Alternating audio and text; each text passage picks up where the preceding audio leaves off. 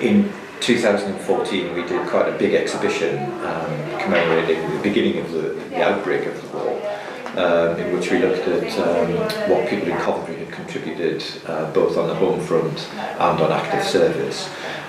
So we told lots of different stories about individuals in Coventry and showed exhibits relating to the Second World War, so things like uniforms from people who were on active service, medals, that kind of thing, and then things that were made in Coventry to support the war effort during the war, so aeroplane engines, shells, that sort of thing.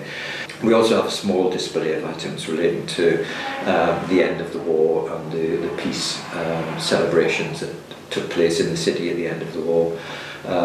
You may know that the city has the War Memorial Park on the south side of the city, and that was created as a memorial to those who had died in the war. The archives here contains a wealth of information about the First World War. I mean, there was a publication produced at the time called The Graphic, which was kind of it was almost like a weekly newspaper, but had lots of pictures in. And around the period of the war, obviously a lot of their coverage was about what was happening either in Coventry or what Coventry men were doing on active service. So that's a good source of information. Well, to be honest, I think it is really important in Coventry, possibly more so in Coventry than in some other cities.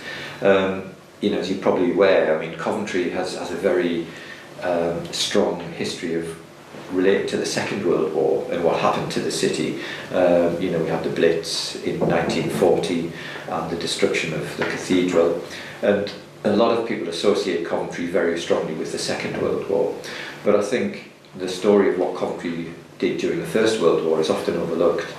Coventry was a major centre of arms production. There were a lot of people who came to Coventry during that period to work here in factories. They were making all kinds of things, from shells to aeroplane engines. And Coventry did a huge amount to support the war effort.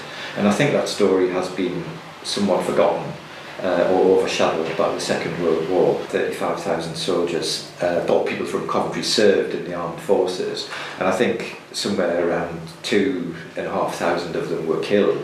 So that's a lot of people from a city as the size that Coventry was at that time. So it must have had a huge impact on the lives of everybody in the city at the time. I think probably everybody knew somebody who was affected by the war, either because their relatives were serving in the war, or perhaps they knew people who had been killed, or their friends and family were working in the armaments industry in some of the factories in Coventry. I think one of the biggest sort of changes, if you like, was that during the war lots of women had moved into the factories to take the place of the men who were away on active service.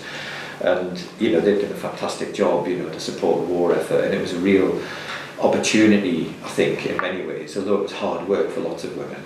And when the war ended, that suddenly stopped, and basically the women were told, thanks for your efforts, we don't need you anymore, the men are coming back to take their former jobs.